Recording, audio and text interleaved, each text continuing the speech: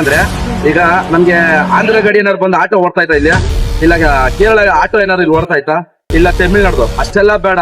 ಪಕ್ಕ ಸ್ಟೇಟ್ ಅಲ್ಲಿ ಇರೋ ನಮ್ಮ ರಾಮನಗರದ ಗಾಡಿ, ಚನ್ನಪಟ್ಟಣದ ಗಾಡಿ, ಮೈಸೂರು ಗಾಡಿ, ಈ ಗಾಡಿಗಳು ಏನಾದ್ರು ಇಲ್ಲಿ ಬಂದು ಓಡ್ತಾ ಇತ್ತಾ? ಬೆಂಗಳೂರಲ್ಲಿ ಓಡ್ತಾ ಇರೋದು ಬರೀ ಬೆಂಗಳೂರು ಗಾಡಿಗಳು ಮಾತ್ರ, ಅಷ್ಟಕ್ಕೆ ಸೀಮಿತ ನಮ್ಮ ಆಟೋ ಕೊಟ್ಟಿರೋದು. ಹಂಗಿದ್ಮೇಲೆ ಬೈಕ್ ಅವ್ನು ಬಂದು ಎಲ್ಲಿದ್ದಾನೋ ಬಂದು ಇಲ್ಲ ಅನ್ನ ತಿಂತಾನಂದ್ರೆ ಅವ್ರಿಗೆ ಯಾವ ತರ ಪರ್ಮಿಷನ್ ಕೊಡ್ತಾರೆ, ಯಾವ ತರ ಸರ್ಕಾರ ನೀವು ಅವ್ರಿಗೆ ರೈಟ್ಸ್ ಕೊಡ್ತೀರಾ? ಅವ್ರಿಗೆ ಏನ್ ಅಧಿಕಾರದಲ್ಲಿ? ಈಗ ಅದರ್ ಸ್ಟೇಟ್ ಗಾಡಿಗಳು ಬೈಕ್ ಅವನು ಅಲ್ಲಿ ಗಾಡಿ ತಗೋತಾನೆ, ಅಲ್ಲಿ ಟ್ಯಾಕ್ಸ್ ಕಟ್ತಾನೆ, ಅಲ್ಲಿಂದ ಪರ್ಮಿಷನ್ ತಗೊಂಡು ಅವರು ಗವರ್ಮೆಂಟ್ ನ ಇಂಪ್ರೂವ್ ಮಾಡಿ ಅವ್ರಿಗೆ ಇನ್ಕಮ್ ಮಾಡ್ಕೊಟ್ಟು ಬಂದು ಇಲ್ಲ ಅನ್ನ ತಿಂದು ನಮ್ಮ ಹೊಟ್ಟೆ ಮೇಲೆ ಹೊಡಿತಾನೆ. ಇದು ನಮ್ ಸರ್ಕಾರ ಅವ್ರಿಗೆ ಸಪೋರ್ಟ್ ಮಾಡ್ತಿದೆ ಅಂದ್ರೆ ನಮ್ಗೆ ಬೇಜಾರಂದ್ರೆ, ಡ್ರೈವರ್ಗಳಿಗೆ ಸಪೋರ್ಟ್ ಅನ್ನೋದು ಯಾವನು ಗೊತ್ತಾ ಇಲ್ಲ.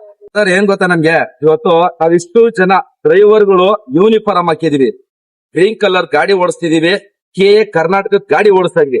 ಅದೇ ರೀತಿನೇ ಪ್ರತಿಯೊಬ್ಬ ಬೈಕ್ ರೈಡರ್ಗೂ ಕೂಡ ಕರ್ನಾಟಕ ಗಾಡಿ ಆಗಿರ್ಬೇಕು, ಇದೇ ತರ ಯೂನಿಫಾರ್ಮ್, ಪರ್ಮಿಟ್, ಟ್ಯಾಕ್ಸ್ ಇಷ್ಟು ನಮ್ಮ ಹೈಕೋರ್ಟ್ ಮತ್ತೆ ಅವ್ರಿಗೆ ಒಂದು ಮೆಸೇಜ್ ಕೊಡ್ಬೇಕು, ಈ ರೂಲ್ಸ್ ಅಲ್ಲೇ ಬರಬೇಕು ಅನ್ನೋದು.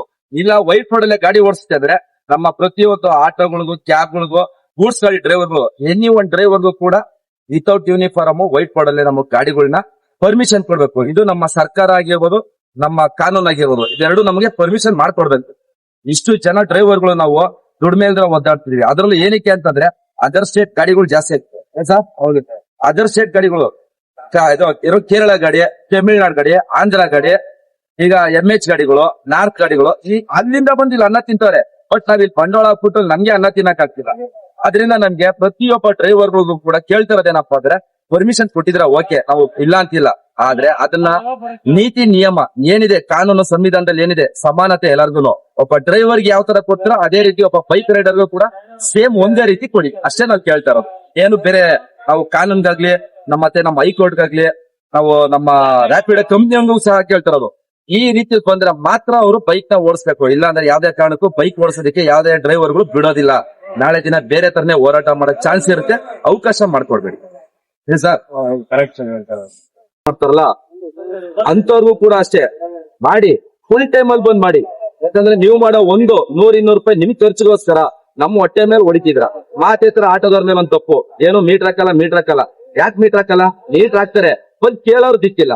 ಮೀಟರ್ಗೆ ಯಾವನಾದ್ರು ಕೇಳೋರು ಇದಾರ? ಮೀಟರ್ಗೆ ಯಾರು ಕೇಳೋರಿಲ್ಲ. ಪ್ರತಿಯೊಬ್ರು ಮನೆ ಒಳಗಿಂದಾನೆ ಬುಕ್ ಮಾಡ್ತಾರೆ, ಆನ್ಲೈನ್ ಅಲ್ಲಿ ಬುಕ್ ಮಾಡ್ಬಿಟ್ಟು ಬಂದಿಲ್ಲ ಆಟೋ ಬೇಕು ಅಂತ ಇದ್ ಮಾಡ್ತಾರೆ ಹೊರತು ನಮ್ಗೆ ಆಟೋ ಬೇಕು ಅಂತ ರೋಡ್ ಬಂದು ಯಾರು ಕೇಳಲ್ಲ. ಎಲ್ಲ 100ಕ್ಕೆ ಮಾತಿದ್ರೆ ಮೇಶಿತ್ತು ಮಾರ್ಕೆಟ್, ಶಿವಾಜಿನಗರ, ಅಲ್ಲಿ ಯಾಕೆ ಕೇಳ್ತೀರಾ? ಈ ಬೈಕ್ ನಂಗೆ ಕೇಳ್ತಾರ, ಬುಕ್ ತಾನೇ ಮಾಡೋದು. ಅದೇ ರೀತಿ ಬುಕ್ ಮಾಡಿ, ಆಟೋಗೂ ಬುಕ್ ಮಾಡಿ, ಪ್ರತಿಯೊಬ್ರು ಸಿಗ್ತಾರೆ. ಯಾರು ಕೂಡ ನಿಮ್ಗೆ ಎಲ್ಲೂ ₹1 ಮೋಸ ಆಗೋದಿಲ್ಲ. ಮತ್ತೆ ಇನ್ನೊಂದೇನಪ್ಪಾ ಅಂತಂದ್ರೆ, ನಮ್ಗೆ ಈಗ ಈ ಅಗ್ರಿಗೇಟರ್ ಆಪ್ಗಳಲ್ಲಿ ನಂಬ್ಕೊಂಡು ಜೀವನ ಮಾಡೋರು ತುಂಬಾ ಜನ ಆಗಿದ್ದಾರೆ. ಆ ಮಟ್ಟಕ್ಕೆ ತಂದು ನಮ್ ಸರ್ಕಾರನೇ ಮಾಡಿರೋದು. ಸರ್ಕಾರದಿಂದ ಒಂದು ಆಪ್ ಇಟ್ಟು ನಮ್ಮ ಡ್ರೈವರ್ಗಳಿಗೆ ಒಂದು ಅನುಕೂಲ ಮಾಡಿದ್ರೆ ಇವತ್ತು ಈ ಪರಿಸ್ಥಿತಿ ಬರ್ತಿರ್ಲಿಲ್ಲ. ಇಲ್ಲ ಅಗ್ರಿಗೇಟರ್ ಆಪ್ಗಳನ್ನ ಬರೋದಕ್ಕೆ ಬಿಡಬಾರ್ದಾಯ್ತು, ಮೀಟರ್ಲ್ಲೇ ಗಾಡಿ ಓಡಿರೋದು. ಈ ಎಲ್ಲದಕ್ಕೂ ಪರ್ಮಿಷನ್ ಕೊಟ್ಟಿರೋದೇ ನಮ್ಮ ಸರ್ಕಾರ. ಸರ್ಕಾರದಿಂದ ನಮ್ಗೆ ಆಗಿರೋ ಮೋಸಕ್ಕೆ ಇವತ್ತು ಅನುಭವಿಸ್ತಾ ಇದೀವಿ. ಮಾತಿದ್ರೆ ಮೀಟರ್ ಹಾಕಲ್ಲ. ನೀವು ಮೀಟರ್ ಹಾಕಲ್ಲ ಸರ್? ಮೀಟರ್ ಹಾಕ್ತಿರಲ್ಲ, ನಾವೆಲ್ಲರೂ ಮೀಟರ್ ಹಾಕ ನಾವು ರೆಡಿ ಇದೀವಿ. ಕೇಳೋರೇ ದಿಕ್ಕಿಲ್ವಲ್ಲ, ಮೀಟರ್ ಕೇಳೋರ್ ದಿಕ್ಕಿಲ್ಲ. ಅದ್ರಲ್ಲಿ ಬಂದು ಕಮೆಂಟ್ ಹೊಡಿತಾರೆ, ಮೀಟರ್ ಹಾಕೊಳ್ಳಿ, ನಿಯತ ದುಡಿರಿ. ಆಮೇಲೆ ಇನ್ನ ನಾನ್ ಕೇಳ್ತೀನಿ, ಈಗ ಪ್ರತಿಯೊಂದು ಈಗ ಒಂದೇನಾರು ಒಂದ್ ಕೆಲಸ ಮಾಡಿಸ್ಬೇಕಾದ್ರೆ ಪ್ರತಿಯೊಂದ್ ಕಡೆನೂ ಕೂಡ ದುಡ್ಡೇ ಇಸ್ಕೊತಾರೆ. ಇನ್ಕ್ಲೂಡ್ ಒಂದು ಅಂಗಡಿನಲ್ಲಿ ಒಂದು ಕಾಂಡಿ ಇದೆನೋ ಒಂದು ಪ್ರೈವೇಟ್ ಸ್ಟೋರ್ ಅಲ್ಲೂ ಕೂಡ ತಗೋತೀನಿ ಅಂದ್ರೂ ಕೂಡ ತೂಕ ಕಮ್ಮಿ ಕೊಡ್ತಾರೆ. ಪ್ರತಿ ಒಂದು ಜಾಗದಲ್ಲೂ ಕೂಡ ಮೋಸ ಮಾಡೇ ಮಾಡ್ತಾರೆ. ಇವತ್ತು ಮೋಸ ಮಾಡಿದ್ರೆ ಮೇಲ್ ಹಾಕೊಂಡು ಮೋಸ ನಾವು ರೆಡಿ ಇದ್ರು ಕೂಡ ಅಗ್ರಿಗೇಟರ್ ಆಪ್ ಗಳಲ್ಲೇನೆ ಮೋಸ ಮಾಡಿ ಕಸ್ಟಮರ್ ಹತ್ರ ದುಡ್ಡು ತಗೋತಾರೆ. ಅದು ಮಾತ್ರ ಯಾವೊಂದು ಕಾಣಲ್ಲ. ಒಂದ್ ಕಮೆಂಟ್ ಹೊಡಿಯೋದು ಚೆನ್ನಾಗ್ ಗೊತ್ತಷ್ಟೇ. ಫಸ್ಟ್ ಇನ್ನೊಬ್ರು ತಪ್ಪನ ಹುಡುಕೋದ್ ಬಿಟ್ಟು ನೀವೇನ್ ಮಾಡ್ತೀರಾ? ಮತ್ತೆ ಡ್ರೈವರ್ಗಳ ಪರಿಸ್ಥಿತಿ ಏನು? ಅಗ್ರಿಗೇಟರ್ ಆಪ್ ಬಂದು ಇವತ್ತು ಅವ್ರುಗಳು ಸಪೋರ್ಟ್ ಮಾಡ್ಕೊಂಡು ನಮ್ ಕನ್ನಡದವ್ರು, ನಮ್ಮ ಆಟೋದವ್ರನ್ನ ಇದ್ ಮಾಡ್ತಾರಲ್ಲ. ಪ್ರತಿಯೊಬ್ಬ ನಮ್ ಕರ್ನಾಟಕದಲ್ಲಿ ಬೈಕ್ ಓಡಿಸೋರ್ಗೆ ನಾನ್ ಕೇಳ್ತೀನಿ, ನಾವ್ ಕರ್ನಾಟಕದ ಗಾಡಿ ಓಡ್ಬೇಕೇ ಹೊರತು ಅದರ್ ಸ್ಟೇಟ್ ಗಾಡಿ ಅಲ್ಲ. ಬೆಂಗಳೂರು ಗಾಡಿ ಓಡಿಸ್ರಿ, ಆಡ್ರಿ, ಅನ್ಎಂಪ್ಲಾಯ್ಗೆ ಎಂಪ್ಲಾಯ್ ಆಗಿ ಕೆಲಸ ಮಾಡ್ರಿ. ಅದು ಬಿಟ್ಟು ನೀವು ಯಾವ್ದೋ ಎಲ್ಲಿಂದನೋ ಬಂದು ಓಡಿಸಿರೋ ಗಾಡಿಗಳಿಗೆ ಸಪೋರ್ಟ್ ಮಾಡ್ಕೊಂಡು ನಮ್ಮನ್ನ ಎದುರಾಕ್ತೀರ. ಯಾಕೆ ಬೇಕು ನಿಮ್ಗೆ? ನಾವು ಒಂದೇ ಅಂತ ಎಲ್ಲಾ ಕಡೆನೂ ವಿಡಿಯೋಗಳು ನೀವೇ ಮಾಡಾಕ್ತಿರಲ್ಲಪ್ಪ. ಈಗ ಅಣ್ಣ ತಮ್ಮಂದ್ರು ಆಯ್ತು, ಅಣ್ಣ ತಮ್ಮಂದ್ರಾಗಿ ಇರೋಣ, ಬಟ್ ಬೇರೆ ಎಲ್ಲಿಂದನೋ ಬಂದಿರೋ ಯಾಕೆ ಸಪೋರ್ಟ್ ಮಾಡ್ತೀರಾ? ಡ್ರೈವರ್ಗಳು ಬೈಕ್ ರೈಡರ್ ಇಬ್ರು ಒಂದಾಗ್ರಿ, ಮಾಡೋ ರೀತಿಲಿ ಮಾಡ್ರಿ. ಕರ್ನಾಟಕದ ಗಾಡಿ ಮಾತ್ರ ಓಡ್ಬೇಕೆ ಹೊರತು ಬೇರೆ ಅದರ್ ಸ್ಟೇಟ್ ಗಾಡಿ ಅಲ್ಲ. ಫಸ್ಟ್ ಅದನ್ನ ನೀವು ತಿಳ್ಕೊಳ್ಳಿ. ಇನ್ನೊಂದೇನಂದ್ರೆ, ಈಗ ನಮ್ಗೆ ಆಂಧ್ರ ಗಾಡಿ ಏನಾದ್ರು ಬಂದು ಆಟೋ ಓಡ್ತಾ ಇತ್ತಾ ಇಲ್ಲಿ, ಇಲ್ಲ ಕೇರಳ ಆಟೋ ಏನಾದ್ರು ಇಲ್ಲಿ ಓಡ್ತಾ ಇತ್ತಾ, ಇಲ್ಲ ತಮಿಳ್ನಾಡು, ಅಷ್ಟೆಲ್ಲ ಬೇಡ. ಪಕ್ಕ ಸ್ಟೇಟ್ ಅಲ್ಲಿ ಇರೋ ನಮ್ಮ ರಾಮನಗರದ ಗಾಡಿ, ಚನ್ನಪಟ್ಟಣದ ಗಾಡಿ, ಮೈಸೂರು ಗಾಡಿ, ಈ ಗಾಡಿಗಳು ಏನಾದ್ರು ಇಲ್ಲಿ ಬಂದು ಓಡ್ತಾ ಇತ್ತಾ?